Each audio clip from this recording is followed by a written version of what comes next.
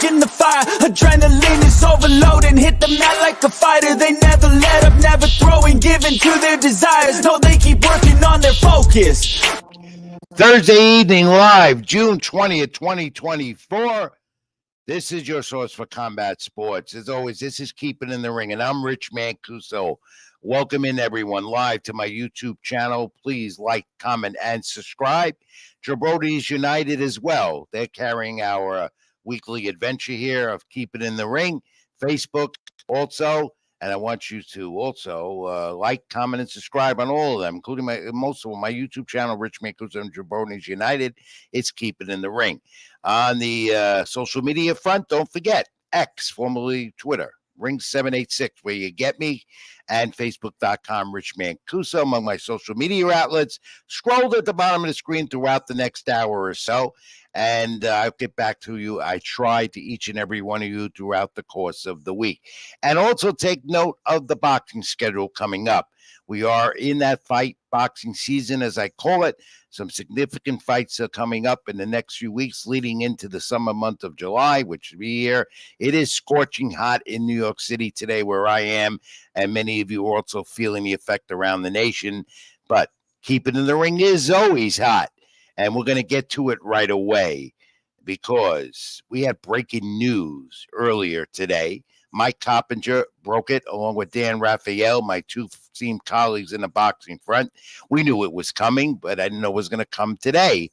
There he is, the problem guy, Ryan Garcia. It came down. The New York State Athletic Commission, finally, they suspended him on that fight with Devin Haney, April 20th, Barclays Center, Brooklyn, New York. Here are the consequences. It was coming. So he forfeits $1 million of his purse. With his win over Haney now nullified, and Devin Haney remains undefeated. Of course, Ryan Garcia had not won the title because of his adventure of not making weight. And then there's the steroid allegations, and they caught him for that. The substance abuse, the steroid abuse that the New York State Athletic Commission says he violated policies, the positive test for PEDs. Fined also, I believe it was over $100K or more, and suspended for a year. That leveled down today by the New York State Athletic Commission. Some statements have come in the last hour from Devin Haney reacting to all this, and from Ryan Garcia. Garcia's team said that he was a victim of substance contamination, with levels measured by the billions and trillions of a gram, which provided no advantage whatsoever in the ring. To tell you the truth, I couldn't tell. A statement read, Ryan, with his legal team, has resolved this issue, firmly maintains his truth. He continues to deny these allegations that have now become real. He never intentionally took any banned substance. It's simply not in his nature. In the meantime, Ryan Garcia on social media in the last couple of hours, continuing to lambast everyone involved in boxing, including the Athletic Commission and his opponent that he won, that no longer was a win, Devin Haney. And Haney had this statement. Very interesting. Listen to this. I want to thank the commission and the fans who stood by me during this whole process. He said this to ESPN, courtesy of Mike Coppinger, during a phone interview on Thursday. This happened today. The facts are the facts. I wasn't on an even playing field. And my friends, that's important to note. I've been saying that for the weeks after the fight when all these allegations came out about Ryan Garcia. No even playing field. And even in other sports, including baseball, where this has been prevalent over the years, when ball players are taking steroids or PEDs, the other players, all a part of the Major League Baseball Players Association, their strong union, will say that you can't play the game that way. It's not a level field. So Denny continues, happy I was able to receive justice for what happened. And yes, he did get justice. It's all part of my story. It's only going to make me better. I look to enjoy this time with my family and friends and see what's next. I'm a clean athlete, and that he is. And boxing is brutal, where one fight can literally change your life. Well, his life certainly changed. So did Ryan Garcia's, based on that fight of April 20th back in Brooklyn at the Barclays Center. Both fighters made a tremendous amount of money, except now Ryan Garcia, spending all the money that he has, is a little less in the pocket. As Devin Haney now taking some time off, and of course, you'll never see the rematch. Though a little later in the program here in the first segment, I'm going to show you something very interesting that you all witnessed this past weekend where Ryan Garcia continued his antics. Now, as far as Devin Haney is concerned, he didn't look good that night. How many times have we heard and read that, and how many times have I said that? He was manhandled by Ryan Garcia that night. The allegations of steroids might have had something to do with that. That, you never know. You will hear in sports, especially in boxing, what a fighter is taking PEDs illegally, as now we know Ryan Garcia did, that he does have an advantage, that it wasn't a level playing field, and perhaps that had an impact on Devin Haney. I don't solely go with that. That was not one of Devin Haney's best fights of his career against Ryan Garcia on April 20th. Haney did not look good that night. Everyone knew that, and he was susceptible to Ryan Garcia landing a jab and a punch that eventually put him down, 2-3 times? That wasn't Devin Haney, coming off some significant wins that got him the unified lightweight titles for a moment. And Ryan Garcia is going to have to recover from all this, and that's going to be difficult to do. I'll tell you later on when we get back to this, because he is a damaged 23-year-old fight superstar as he was. Is he still a superstar in your opinion because of this? We're not going to see him for at least a year. There were potential fights that might have been coming to Ryan Garcia. Now that's all in question. He has said also during the week, I'm retiring from the sport. I'm done with boxing. I don't believe that. I believe he will return when the suspension is over, but that all depends about his psychological position. Is Ryan Garcia psychologically able to continue to be the standout 25-year-old boxing superstar? So he says he is. He may not be. He has been in trouble for a long time now. We know that. Mental illness is a major issue with a lot of people in this country, and with him in particular. And he's admittedly said that in the open, that he suffered from mental illness. It continues to be a problem for Ryan Garcia. It will continue to be, as I keep telling you, everyone, my friends, you know how I feel about it. Ryan Garcia is on a path to self-destruction even more and needs psychological help. I don't know if it can be done with him. But in the meantime, he is suspended. We won't see him for a year. Will he continue his antics on social media? Probably yes, because that's what he loves, to draw attention to himself. And it's a shame because this was a mega fight of the year in boxing that is now no longer have the reputation. Basically, it doesn't go in the record books. So Haney stays undefeated, still had his titles either way, and Ryan Garcia sustains something that he didn't want. Reputable damage. Back to that more later. This week on the fight calendar is going to be a little more, not as much as we've seen. Top Rank tomorrow night, ESPN from Vegas. Good one. Lots of alphabet soup titles up for grabs. NABO middleweight title up for grabs. Martinez and Esley. NABF, as I call alphabet soup. NBO junior lightweight title. Abraham Nova returns. And then 12 rounds. This is a Mexican war. Two Mexicans going at it. On Top Rank, ESPN Plus, WBO featherweight title. Sergio Chirino, the champion, defends against Rafael Espinoza. All right, let's take a look at the events that you see right there that happened over the weekend. Was a major fight weekend that passed. You know about it. You heard about it. You read about it. And also, my complaint again, two major fight shows, two main events going on at the same time. One on Amazon Prime pay-per-view, if you had that, with Gervonta Davis. The other with Subriel Matias defending his 147-pound title. He was dethroned. Well, let's look first. And boxing's got to straighten that out, my friends, because I did it, and I know many of you did, where you're watching two major championship fights and program shows at the same time. It's wrong. They need to work it out. They need to work together. This hurts the sport, and it continually happens. You can't focus on two fights of these magnitude at the same time. It's just not right. For Gervonta Davis, let's go back to him against Frank Martin. There was a lot of intensity going into this fight on Amazon Prime, MGM Grand Las Vegas, successful promotion again, PBC Amazon Prime. And Gervonta Davis continued to be known as possibly a top 3 pound-for-pound fighter in boxing. 28th knockout in 30 fights. This a year after his win over Ryan Garcia, dominating with that left after a slow start, which he usually does, and then he's going to come back. He wore Martin down, eventually the 8th round knockout. The punch stats tell the story completely. Power punches, 7th round, 19 to Martin's 10. Uppercut, devastating, and the left landing 53% of his power punches. That's Gervonta Davis, who is a superstar. No question about it. Gervonta Davis has propelled himself into being a marketable commodity in the sport and a top star in the sport. He might be number 1. That all depends if you want to debate about Canelo Alvarez. But he continues. So what's next for the WBA lightweight champion who defended? What's next for him? Possibly this guy, Shakur Stevenson, next month, who fights at the Prudential Center in Jersey with Top Rank, and the last fight under his contract with Top Rank that Bob Arum has said he's leaving it up to Shakur what he wants to do.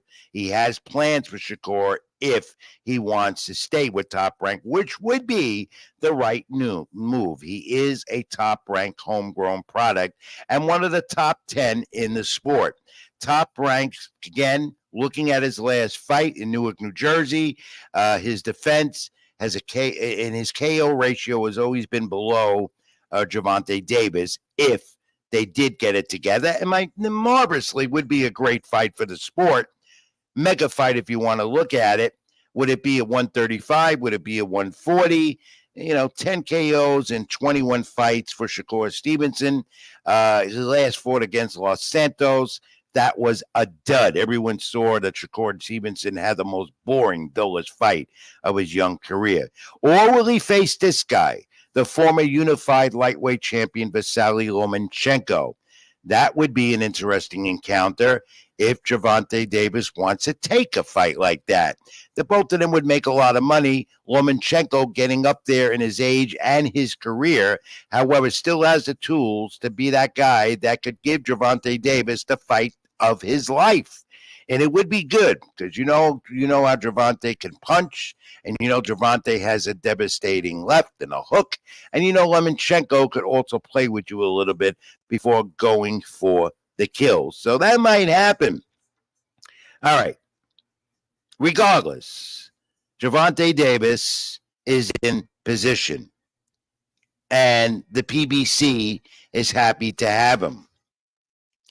On that same Amazon Prime card, we saw Carlos Adames, a credit to the sport. The Dominican retained his WBC middleweight title, 12th round unanimous decision against Terrell Garcia. Judges had it 119, 109, 118, 110 twice. And Kershawn Davis, also on that card, the former champion, defeated the former champ Mark Magasso from the Philippines, junior featherweight, won that fight. Good to see Mark Magasso back on the winning track. Okay, now, before we talk about David Benavidez, and we'll go back to Ryan Garcia in a moment. Let's look at David Benavidez, too. He is a superstar. He's the guy I like. He's, except for sometimes where he can have the foul mouth and vulgarity that a lot of fighters do, which doesn't portray a good image for the sport. David Benavidez is unbelievable. However, what did you think of his debut at 175? His route to 175 didn't look that great. Let's face it, first time. But he can also drop back down to 168 and face Canelo Alvarez, which he said after the fight he might want to do that. And he'd have no problem going back to 168. It's all up to Canelo. In the meantime, David Benavidez over Alexander, the former champion, the former international light heavyweight champion, 116, 112, 117, 111, 117, 19. Really no fight here at all Benitez dominated. And again, he revealed Benitez that he fought with a facial cut and a torn tendon in his right hand. Unbelievable that he was able to dominate the fight like that. He landed 223 punches, 163 of them that landed right to Alexander. A lot of power he does have at 175, David Benitez, but he said he would not care if he had to go back to 168 as long as Canelo is ready to fight him. And you thought that was bypassed, David Benitez. Apparently not. He still is eyeing Canelo Alvarez. And why not? If he can get a lot of money, he'll do it. And he can go down to 168 very easily, even though David Benitez admitted he came into this fight at 189 and still had power. But you could see there was a difference in his punches. He wasn't the type of David Benitez we've seen at 168. And now he's in line to unify the light heavyweight title, pending also on what Dimitri Bivol and Arturo Beterbiev do when they finally meet in November. That's his next quest, to unify the light heavyweight title and maybe Canelo Alvarez again next year. What do you think? Like, comment, let me know here at Keep It in the Ring. And, of course, subscribe to my YouTube channel on Jaboni's United here for Keep It in the Ring. But 168 for David Benitez, he said he can carry it well. Canelo Alvarez, in the meantime, has an IBF-mandated fight set with William Skull, who's undefeated at 22-0 in September. That looks like to be his next opponent. They have come to terms on the purses, but we don't know exactly what the splits are. Canelo fights again in September. Again, before I go back to Ryan Garcia again, in Puerto Rico, there was a lot of excitement for Subriel Matias, undefeated number 5 junior welterweight. Liam Perro changed the story, the Australian. Australian has another champion. Australia has become a boxing powerhouse. He spoiled another homecoming for matchroom promoter Eddie Hearn. Where have we seen this before? Regis Prograis in New Orleans, and hopefully that doesn't happen with Gerard Boutsenis when he defends his IBF title at 147 in Philadelphia, homecoming next month. So we hope that doesn't happen. But Eddie Hearn has had no success with homecoming fights. Mateus loses the title. Paro just controlled this fight from the beginning, though deducted a point in round 7. 115, 112 twice, 116, 111. Mateus had a slow start. And in between, though, 116, 111, to see one of the 3 blind judge mices at ringside. 116, 111, what was he looking at? Basically, Mateus did not throw enough. That's why he lost his fight. Highly touted in his homecoming fight in Puerto Rico. And Paro was ready for all of it. And he did. Eddie Hearn, though, says right here with the new champion, Scott Kirsten, my great producer behind the scenes, put that image up. I believe we have an image of, there we go, and Paro, the new champion. He says no rematch will happen here. And Eddie Hearn has to hope the next homecoming fight that he promotes in Philadelphia next month for Gerard Boutsenis goes the right way. He has been very unlucky with that. But congratulations. Liam Paro pulls it off. The new champion dethrones Subriel Matias, who takes a step back. Okay, now let's go back to Ryan Garcia. And now I want to look at some of the things that he pulled off before this all came down today. Scott, if you have some images of that, we can go over that real quick. There's another one of his tweets earlier in the week. And Scott, can you pull that up a little bit, my friend, where I can read that a little more? Because, again, as we see all the time, they're very disturbing things on X that he posts, where he has over 1 million followers. Regardless of what you want, he's also all week, knowing the suspension was coming, trying to defend himself, and also going after Devin Haney and going after this one, that one, and finally says that he's retired from the sport. He's a troubled young man. His tweets show it. This is not show and tell. This is not an act. This man needs help. And what do, Ryan Garcia? Go out and get the help. You are now suspended. You have plenty of time to recoup yourself and get back to normal. It's disturbing. And I think we've had enough of it. And we want to see Ryan Garcia get through this. We want to see Ryan Garcia heal himself. He's very much into Jesus. I don't want to hear the inevitable that Ryan Garcia is no longer with us. And he's on that path to destruction, just based. And look at this.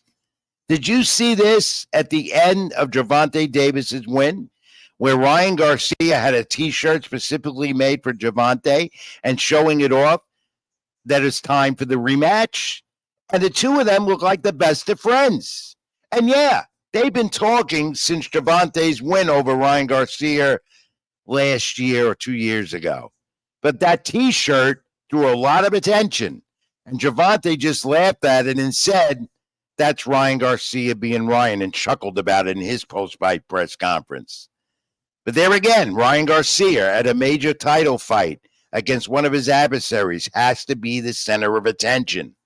Why? Because he knew the suspension was coming down. It's really sad. It really is. And let's just hope that he heals himself. He's going to have a year to do it. He's going to have a year to think about it. He's not going to fight for another year, maybe even more. Fined heavily by the New York State Athletic Commission. Also, a lot of that money is going to go back to the promoter with the purse to Oscar De La Hoya of Golden Boy. I haven't heard Oscar's comments on it yet. I haven't looked on the Twitter feeds, but I'm sure Oscar De La Hoya is not happy about it. He's had problems with Ryan Garcia in the past, and this, my friends, certainly shows that Ryan Garcia is not going to get along with Oscar De La Hoya down the line. I hope Oscar De La Hoya, though, his promoter, the Hall of Fame promoter, the great champion, I hope he can help Ryan Garcia. That's what promoters are supposed to do with fighters that are in distress, that have problems. Help the fighter. Convince him. Become his friend. Console him. Help him through this. Otherwise, Ryan Garcia is on that path to destruction, as I keep telling you. Enough of that for now. So let's move on in boxing and take a look what's coming up next weekend with Teofimo Lopez. Is he possibly next for Gervonta Davis? That's a possibility. It all depends. We'll see what Teofimo continues his takeover next week in Miami against Steve Claggett, top-ranked ESPN platform. Well, you'll see it next Saturday night. He's defending his WBO title. And that's next Saturday in Miami, where Teofimo wants to fight, where he was supposed to fight a few years ago against George Kambosos Jr. Fight got called right away because Teofimo at 135 came down with COVID, and the whole card was scrapped in Miami, where the Marlins played at Lone Depot Park in Miami. But this one is in Las Vegas, in Miami again next Saturday night. And Teofimo Lopez continues to see if he can take over a very hot and contested division in boxing at 140. Jake Paul, who I have respect for and don't have respect for because he doesn't take this seriously enough with the Mike Tyson situation and his fight scrapped on Netflix. All that heat, all that buildup no longer there. But he says he has a new opponent, and it's going to be a bare knuckles guy, Mike Perry, November 15th. And he says this will be the tune-up to wait for Mike Tyson to get well and healthy again. And I got to think, I really do have to think, that the Jake Paul, Mike Tyson fight will never happen after all that build-up and all the money put into it with Netflix. But he's going to fight an 8-rounder cruiserweight, and that's going to be on the Zone pay-per-view, not on Netflix. Go figure that out. Then again, this is boxing. This is what Jake Paul does its best. And again, as I said last week, my friends, the loser here continues to be Amanda Serrano, the featherweight champ, female division, who's put female boxing on the map. Her rematch with Katie Taylor is on hold again. I assume it's going to be November 15th where she'll get that shot. She's under Jake Paul and MVP Promotions, so I assume that she will get the shot once again against Katie Taylor and won't have to wait until Mike Tyson, Jake Paul, hopefully, as they want to do, trade gloves together or trade fists together, which wouldn't be much of a fight anyway. It's just an extravaganza. It's just there to make a lot of money and get a lot of hype, and that's what it's all about. I have no interest in it from the beginning. I continue to have no interest in it. I want to see Jake Paul fight quality opponents because he claims that he is the best in the sport. He is good for the sport, again, in many ways, because he draws interest, and you want that with a sport that many say is dying. And Jake Paul happens to be a fighter that's getting better by the moment. However, he doesn't fight quality opponents. And fighting Mike Tyson might do it. Fighting a cruiserweight and a fight that means nothing here means nothing. A bare knuckles fighter has a different style almost to boxing. We'll see. We'll talk about it. I'd rather not, though. All right, more news. Top Rank signing Sandor Martin, who took Teofimo Lopez, if you remember, to the limit last year. And they signed him to a fight, and Devin Haney, they're looking for purse bid. Top Rank for Devin Haney's next fight, maybe a $2.4 million, $2 million, and Haney would get the 70-30 split. And it looks like Sandor Martin will get possibly a shot at Devin Haney. That's in the works. And Verdillo Lopez, the IBS featherweight title, and Angelo Lee set August 10th. That's another one in Albuquerque, New Mexico. That with ESPN and Top Rank. And here, Jaime Munguia, who took Canelo Alvarez to the limit almost, and the two Mexican warriors who fought just about a month or two ago. And, of course, that's a fight Munguia always wanted. Looking up to his hero, Canelo Alvarez. Lost, might have been too early for him to take on a fight like that. If his first loss was to Canelo Alvarez, he's set to return to the ring, and maybe he'll get Canelo again. I don't know about that. September 21st, Eric Bazin, Golden Boy in the Zone, will have it from Arizona. And this guy's going to be a good opponent for Jaime Munguia, 32-0-1. Rated top in the WBC, top matched opponent for Jaime Munguia, again coming off his loss to Canelo Alvarez. What do you think? Like, comment, and subscribe here on the program. Keep it in the ring. I'm Rich Mancuso. My social media handle at the bottom of the screen. X, formerly Twitter, Ring786, Facebook.com, Rich Mancuso. Live on my YouTube channel. Like, comment, subscribe, and Jabronis United as well on Facebook, my friends. UFC news, quickly. Conor McGregor, another disturbed individual over the years, continues to be. Michael Chandler fight with UFC 303 is supposedly off again. It's a confirmed injury, is why the press conference with McGregor and Chandler was put off last week. He needs time to heal. The disturbed Conor McGregor, as always. But let's look at Dana White, what he has to say about all this. Because of this and much more, Dana White about Conor McGregor said in a statement he's no longer talking about a Conor McGregor fight until he's healed. Good move by that man who knows how to promote in the UFC, Dana White. He knows how to do it. And June 29th, Alex Pereira versus Jif Prograkis, and that's a rematch of their light heavyweight title fight, UFC. That's coming up on June 29th. And former UFC middleweight champ Ismail Azanayo, I hope I'm pronouncing these names right. Everyone knows I botch up names. No discredit to, or, no insult to them. It's just me.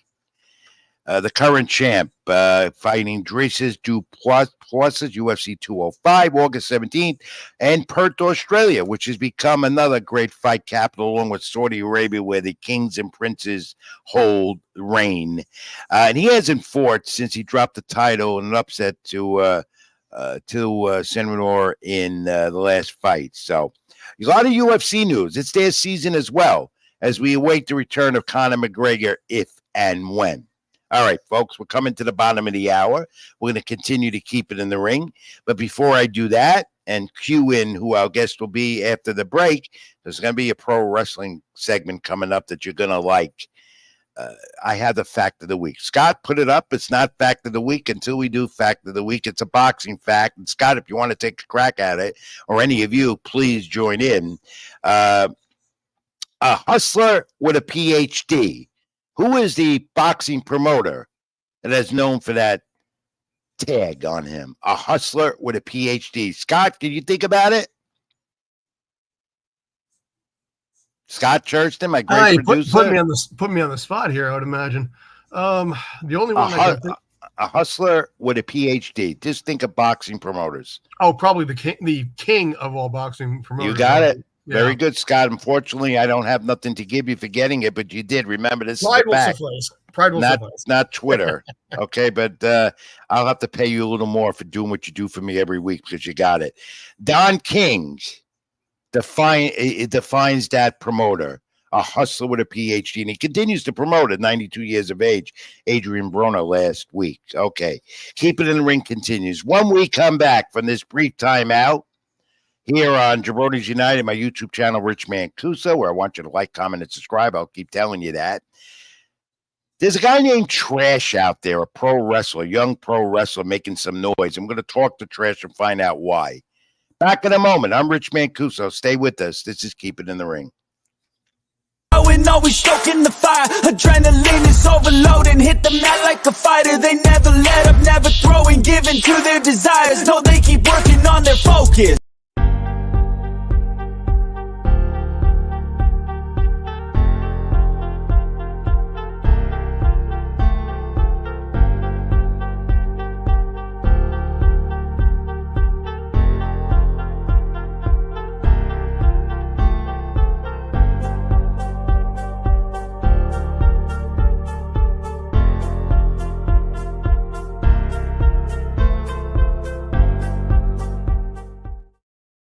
Always stoking the fire. Adrenaline is overloading. Hit the mat like a fighter. They never let up, never throwing, giving to their desires. No, they keep working on their focus. Hello. Welcome back. Keep It in the Ring with Rich Mancuso, everyone. Pro wrestling time. Bottom of the hour. Yeah. I don't know. This guy calls himself Trash. Yes, sir. That's the Big name. Trash. His real name is Jose Martinez. He's from the Bronx. Yes, sir. Where Damian Priest is from, by the way, with the same last name, Martinez. Yes, Trash. sir. Trash. Yeah. Welcome in. How are you? Thanks for joining me.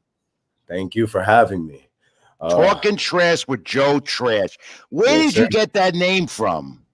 So that name comes from a lot of things throughout my life, but mostly my goal and my name basically personifies my goal within this industry, and that's to, within an industry full of egos, full of people who are very full of themselves, from people who are garbage per se. I could relate to that. I deal with a lot of garbage every day. Yes, sir. With all of that taken into consideration, in an industry full of ego, I basically decided to call myself Trash to not only keep myself humble, but also to always remind myself of where I come from. Not saying that, the Bronx is trash, but definitely reminds me of, keeps me grounded most of the time. Okay. But you don't sound like you're trash. You don't act like you're trash. You don't talk like trash. I'm an average Joe. That's for sure. I'm just a hardworking person. I come in here to do my job.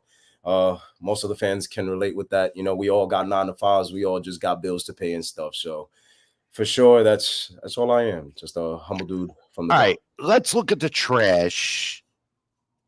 Jose Martinez, right? Yes, sir. How old are you? I am 25. 25 years old, just like a lot of those boxing superstars that I talked about earlier. I actually used to box before at John's You Gym. did? Really? Where? John's Gym right here on Castle Hill. Yes, I know it well. Great gym. I didn't know you were. I didn't know. Well, if it doesn't work in Reds, who was your coach there? Coach Torres was the one that was teaching me. Oh, I know him well. Yeah, Louis DeVal, the former world champion, light heavyweight champions in there every day. Yes, sir. A lot of guys I know in that gym. It's a great gym. If everyone in the New York City area wants a John's Gym, go visit it. So you converted from being a fighter to a wrestler. Why? I've always had a love for this sport. Ever since I was a young kid, I've always watched it with my grandfather. Started off then it grew into, hey, I want to watch this on my own time. I got to go to some events and stuff.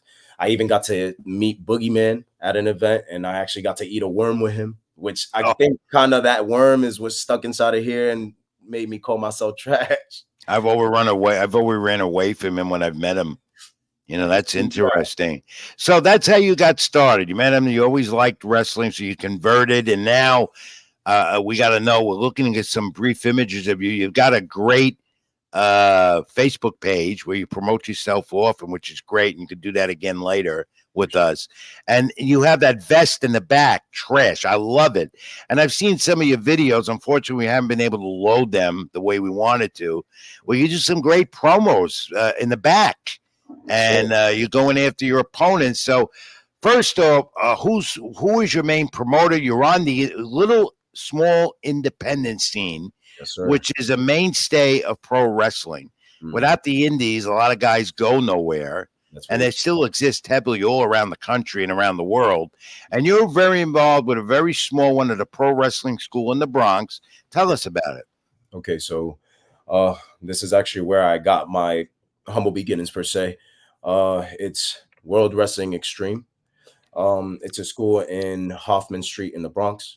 It's a very, very unique school, that's for sure. A lot of hungry guys in there that are looking for any and every opportunity to, get themselves out there, but not only get themselves out there, but to tell a story. And that's also been the main focus of the training I received here at World Wrestling Extreme. And it's a learning tool as well. And you perform very small shows. Yes, sir. You're getting used to being in front of that live audience.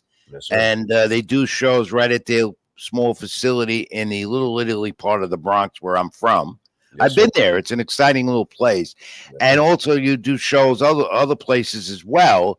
Yes, and I've seen your work. It's fascinating. And look, it's just like being in the boxing business. Wrestling is worse because you have to manage it yourself. Yes, sir. And to get to that top requires you to keep busy, training all the time, and holding a full-time job, which you do.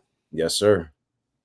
I a man of many talents. If I could, give myself a little pat on the back. Like I said before too, I'm just an average person, trying to get somewhere in life, that's for sure. And within this industry, I plan to do just that. I plan to show the world why trash is the greatest treasure wrestling has. I think the name is unique. I love that name. I love it. Joe Trash, my guest here and Keep It in the Ring. We're doing some pro wrestling talk right now. Trash, what type of moves are you known for? All right. So just recently I picked up the Death Valley Driver, which right after I roll out of that, I kicked the opponent in the face. That's just a little dirty tactic that I like to use inside the ring. Another gimmick that I have inside the ring would basically be my garbage bag gimmick. Basically, what I do is I weaken my opponent until he's kneeling down, and I put a trash bag over his head, and I tell him, "Wow, that makes sense." I'm here to do my job. And did you come up with this? You came up with this gimmick yourself, or did you consult others? Of course, Because the big guys have creative teams. WWE and AEW supposedly has creative, and they do that with their talent. I imagine you came up with this yourself. Oh, here we go. Let's take a look. We do have it. Thank you, Scott. Yeah, there you go. Describe it. This is where basically my garbage bag move set right here is what I like to call it, my little trash move set or whatever. Weaken the opponent, get him down on one knee, grab the bag, and basically it's in the story from there. You know what I mean? Look, a bunch of garbage. What are you doing to that poor guy? You're choking him to death. You're suffocating him. How are you able to get? Oh, I love that move though. The drop kick from the knee there. That was good. That right there. And the leg hold for the pin. But that's dangerous. What are you doing? Putting a trash bag over an opponent? You do that to me, and you got a Bronx war. Oh, that's for sure. That's for sure. That guy also not to degrade him either. He's actually a very, very good talent. His name is AB Swag. He is also one of the talents inside of WWX. And where was that show, by the way? Where was that? That was actually at World Wrestling Extreme. Wow, and it's a small place. It's small. They converted a warehouse into a wrestling school arena, yes, which sir. is great. working which is from the great. very bottom, working from the very bottom to the And the very crowds really get into it there. I've yet to see a live show there. I will oh soon. yeah, that's They for get sure. into it. And who owns the facility? What's her name? She's Uh, female. She's been great.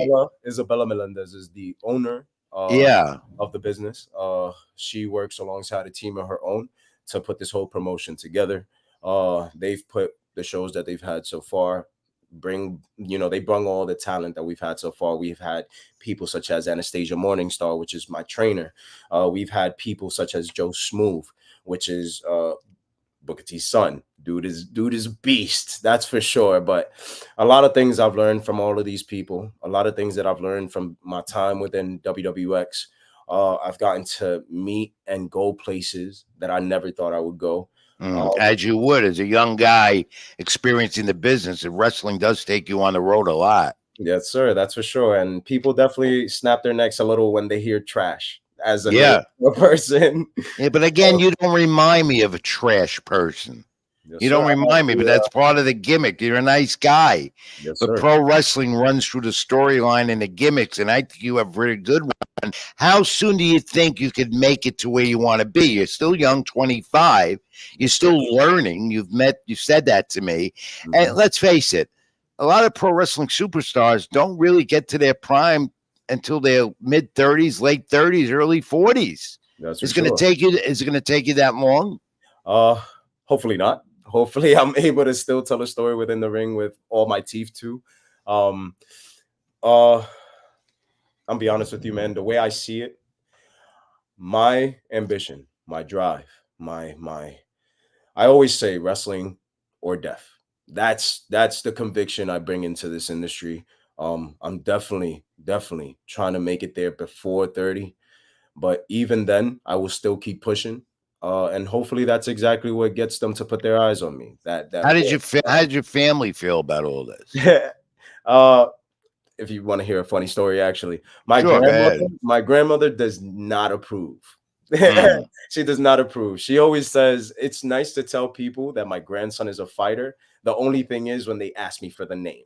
That's she's like right there. I shut down the conversation. Yeah, because of trash. Yeah. Yeah. So, but my grandmother's very Puerto Rican. She's very traditional. So they're always very to them it's basura. Have you been hurt in this business so far at a young age? Not to jinx myself, knock on wood, but thankfully. Oh, you always got to prepare for that because it is, let's face it is a combat sport.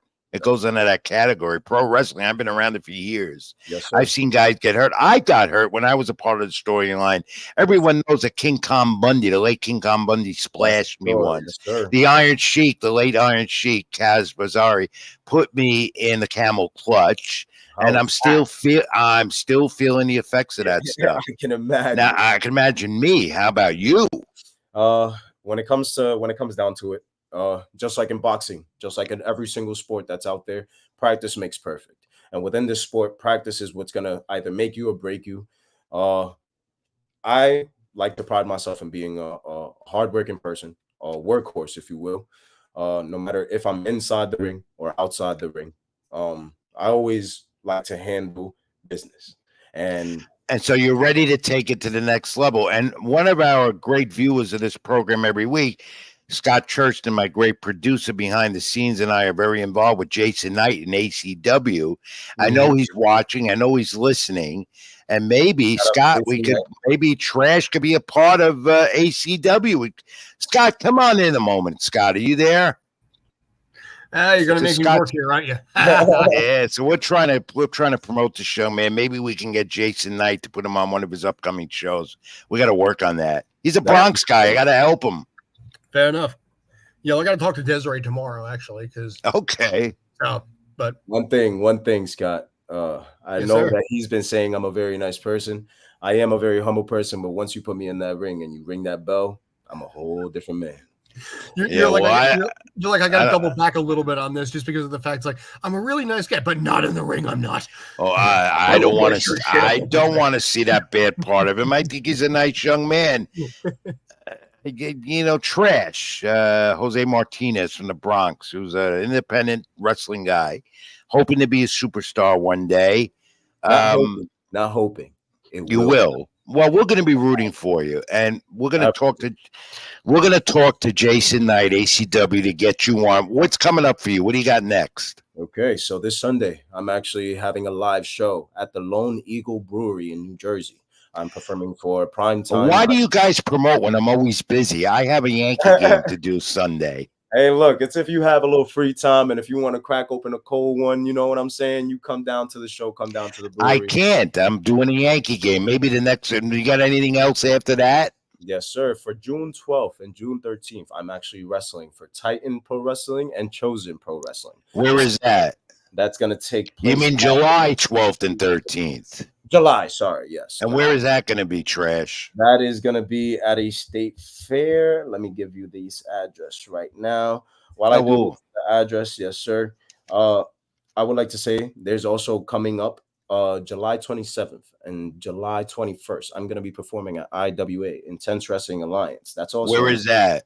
That's in Nutley, New Jersey. All right. Well, you know, my producer Scott Church, and he's getting involved with wrestling because we're with Jason. You'll leave us free passes if we come. Yeah, look, I could sneak you to the back inside of a few garbage. No. We want to do it legitimately. So what we're going to do is keep in touch. You're going to give us the info, and we're going to come there, and we're going to give these guys a push, including yourself, and we can come to these shows and make the connection, and most of all, watch you perform. Quickly, before I let you go, this is Trash, as they call him, Jose Martinez in the Bronx. Your take briefly. You love pro wrestling as much as I do. Yes, AEW, WWE, what do you think? I've had this question asked to me recently a couple of times. And honestly, I do believe that every wrestler's goal is to end up in WWE some way, somehow. But I do have also a dream of going to New Japan. I'm a big fan of strong style. I'm a big fan. Yeah, and WWE is getting involved with Pro Wrestling Nowhere now. So that's very interesting you bring that up. Yes, AEW, though, they could use a guy like you as well. You know? Wherever the shoe fits, that's for sure. Well, you know what? Trash, and I don't think you are Trash, but that's what your name is. You have the style, you have the charisma, and you speak very well, and you're very good in the ring. We're going to help push you to try and get you there and to fulfill that dream and goal that you have. Okay? That's for sure. Where do the fans out there reach you on social media, Trash? How do they find out about you? All right. So Facebook, look me up as Joe Trash. I'll be right there. You have the link in the bio. And also recently, I just got merch out with Dan Ram. It's Ram Tough. You go on the website. All of these websites, all of these different social medias are going to be in my link tree. My link tree you can find in the bio, whether that's on Instagram at Joe Trash. Joe_TR4SH or Jose Martinez, aka Joe Trash. Can I hear, before I let you go, one promo that comes out of your mouth as Trash? What do you got? Let's see. Actually, I have a couple of things to say. Well, come on, we're running out of time. Come up with your best. When it comes to Sunday, there's two other unlucky guys that are stepping inside my ring. And one thing's for sure, I'm here to do my job, and I do my job very well. So if they're going to put garbage inside my ring, they best believe I'm here to take them out. There you go. I mean, come on, WWE, AEW, even Jason Knight, our friend on the program, but ACW, hire this guy, put him in the ring. He's ready. That's Joe Trash. Yes, sir. Trash to me, he's not. He's got the charisma, he's got the style, and we're going to keep in touch with him and see where he's going to be at. For sure. I hear it. Keep it in the ring. And Jose Martinez, this has been great. I thank you. And we're going to keep in touch with you. All right. I definitely appreciate you guys for having me. We like doing that. This is what we're about here at Keep It in the Ring. We give guys like you a shot. Yes, sir. Also, promote. I do want to correct one thing before we get off. Sure. The guy that I said AB Swag, it's actually Antonio Bernard. Okay, I'm sure he'll forgive you, and you're not going to trash talk him. I'm pretty sure as you are. And do me a favor before I let you go. Please watch that trash bag that you use. All right. I can't make any promises. That's for sure. I'm just doing. You might get suspended. You might get suspended for doing that. I get suspended for doing my job. That makes no sense. All right. We'll be in touch, my friend. But as always, what do I tell everyone before you go? What are the words? Stay trashy, never classy. No. It's keep it in the ring, my friend. Keep it in the ring, y'all. You're in my show. You're on my program. It's keep it in the ring. It's been with me for over 35 years. It's gonna become mine after I'm done with it. All right, that's Trash. I'll talk to you in a little while. All right, my friend. Have a good one. Thank you, Trash. Jose Martinez. That was great. Thank you for coming on. A little pro wrestling talk. Watch him. He's coming up, and we'll have those links filed on him and show you where he's going to be, and get on his Facebook page as well, where you'll know more. All right, Trash. Thanks. I'm going to move on right now. I see you, buddy. I know you loved it. So did I.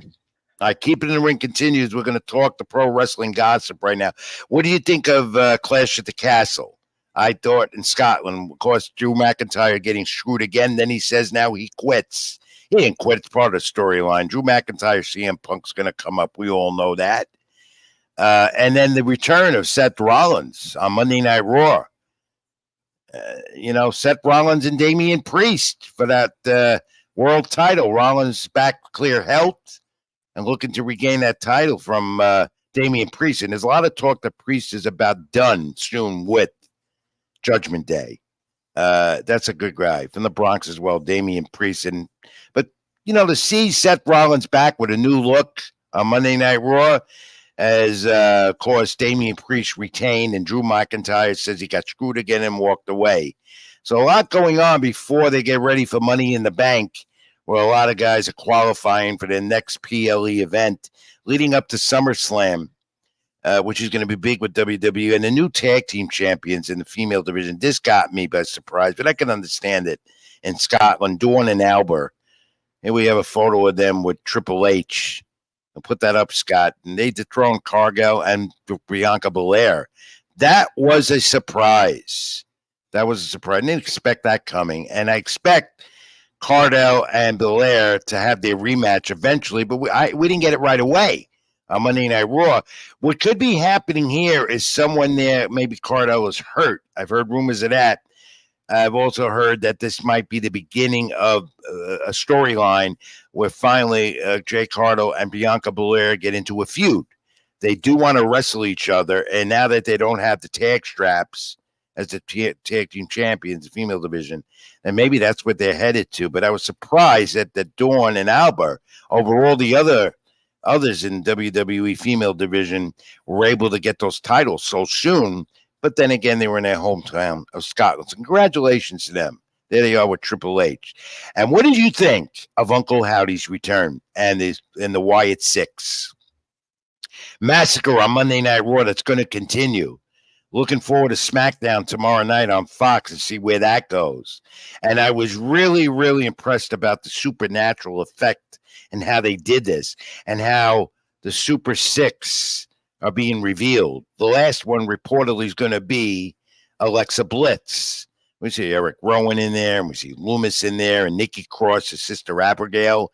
And I love the way they did that. I love the way they ended it. And there's Rotunda, the brother, Wyndham Rotunda, the late Bray Wyatt, saying, I'm back, we're here. But the supernatural part of it, the massacre backstage in the gorilla position, had everyone really talking on social media and in the wrestling world how that was done. Reportedly, Triple H got massacred. We saw what we did see is once again, Chad Gable, who renewed his contract, a mess.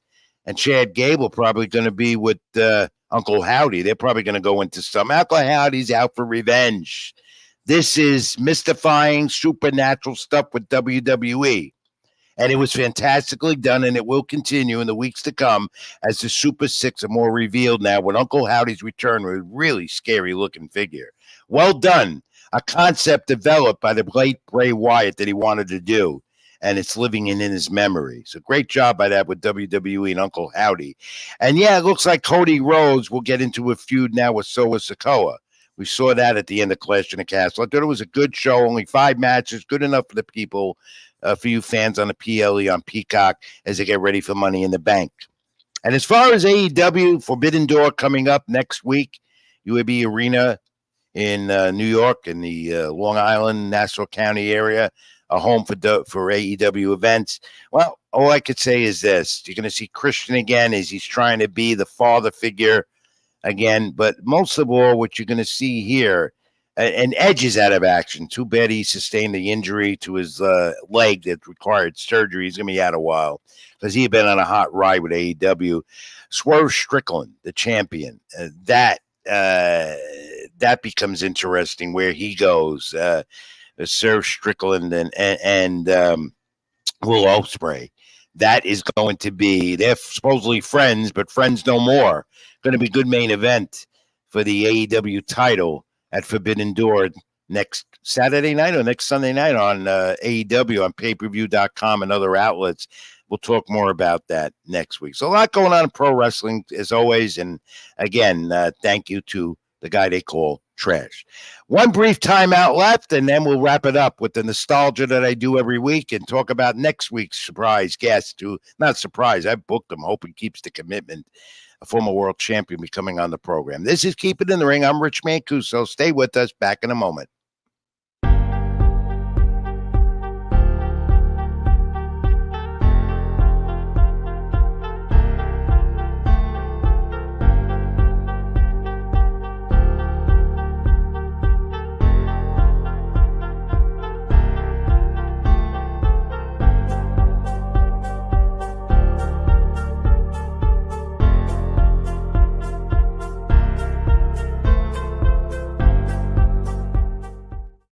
Always stoking the fire, adrenaline is overloading. Hit the mat like a fighter, they never let up, never throwing, giving to their desires. No, they keep working on their focus.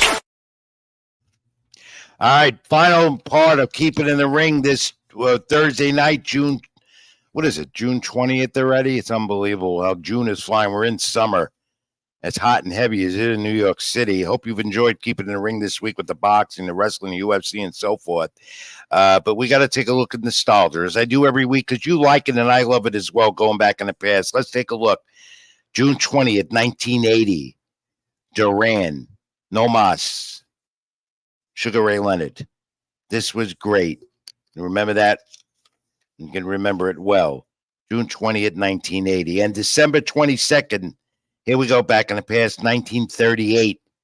Let's take a look at this one. Joe Louis, my favorite heavyweight, along with Rocky Marciano, and Max Schmeling, going back in the past, 1938, way before me and you. But I've seen this fight on tape. And he won the fight. Louis took this fight and won it. And he won his first 23 bouts, by the way, 19 by KO. 54 in 71 bouts. He won 22 KOs, successful defenses for Joe Louis of the heavyweight title. He lives in immortality, continues to be the Brown Bomber, Joe Louis. Max Schmeling, that was a great fight. Great heavyweight fight to pass. Look at them. Look at the boxing tights. Look at the gloves. Look at the difference. 15-round fights as well back then, where championship rounds are making, where champions are made. Nostalgia this week. Hope you'd enjoyed it again. Leonard Duran, of course, No Mas, and also Joe Louis, Max Schmeling, which will live in history. There were a lot of other historic fights on the calendar this week. I didn't want to get to them all. It would take me forever. But that's what boxing's all about, my friends, the history. And you got to love that history. And you go back in the past and see what it was then and what it is today. I'll continue to do it. And finally, congratulations to our friend and a good one on the program, and I follow his career very much, Carlos Venegas, CES event up at the Mohegan Sun this past weekend. Continued to run his streak. He's 8-1-0 now, a featherweight out of Port Chester, New York. There he is. And 8-1-0 now. Got the TKO round 3. Congratulations, Carlos Venegas. You're going to be a champion one day. You're young enough to do it. And most of all, you proudly represent the sport. Okay. Keep It in the Ring coming to an end tonight. I hope you enjoyed it. I want to thank Trash again for giving his pro wrestling insights. Catch him on social media on his Facebook, Luis Martinez, and he will tell you where he is because he says he's trash. And also to my great producer, Scott Churston here, Jabrody's United, my YouTube channel, Rich Mancuso. Like, comment, subscribe. We're trying to build this more and more each and every week on my YouTube channel and on Jabrosi's United now and some other platforms, Facebook.com, Rich Mancuso, my social media, and also X, formerly Twitter, Ring76. Get back to me. I'll get back to you. Now, next week, I have an interesting program lined up. If he commits, as he says he will, the former world champion, Jorge Linares, the Venezuelan, who lives now in Miami, is going to come on the program. We're going to talk to him about Ryan Garcia and his insights. And again, I hope I wasn't too harsh about Ryan, but it is the truth. The reality is Ryan Garcia is in trouble, suspended now for a year, and he needs the help, and I hope he gets it psychologically. He will continue, I'm sure, to be a part of social media because he wants the attention, and though we won't see him for another year because he does love to fight, he says that, but he's more of a antic-type social media phenom when he's not in the ring. But suspended. PEDUs, New York State Athletic Commission, the breaking news today was coming. He got it. Devin Haney does not have a loss now in his career, and that's important as well. So Jorge Linares, we'll talk about that with me next week. A lot of other things about the lightweight division, 140 super welterweight that continues to be hot and heavy in boxing, plus a ton of more here on Keep It in the Ring each and every week. Thank you, Scott Churston, for being with me once again, putting this all together. We're all going through some tough times, all of us right now, and to put this together this week was a task, but we did it. We came through. Stay in touch with me, fans. I hope you do or during the week. We'll probably be back on again live here at 10 p.m., 8 p.m. Eastern next Thursday on my YouTube channel, Rich Mancuso and Jabroni's United, and on Facebook. So till next week, everyone, thank you for commenting. Continue to comment. I want you to all stay well. Be good to each other. God bless. And as always, as I say, till next week and every day to everyone, keep it in the ring. I'm Rich Mancuso. Thank you.